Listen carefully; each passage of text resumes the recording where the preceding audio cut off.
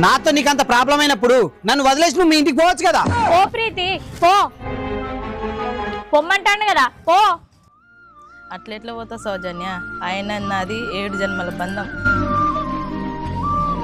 విన్నారా సార్, ఇది మీకు మాకున్న తేడా.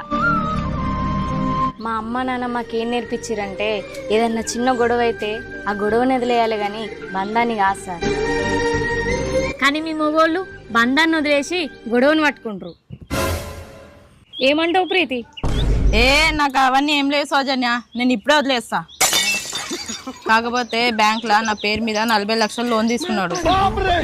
ఇక నేను పోతే ఆ బ్యాంక్ వాళ్ళు నా ఇంట పడతారు. నేను ఎక్కడికి కట్టాలి ఆ 40 లక్షలు? ఇంకేంది ఇక్కడ నిలబడి చూస్తాను, పోమ ఇంటికి. అబ్బా నేను పోను, నేను మీతోనే ఉంటాను. నాకు అవసరం లేదు, నేను పోను, నేను మీతోనే ఉంటాను. అవసరం లేదు.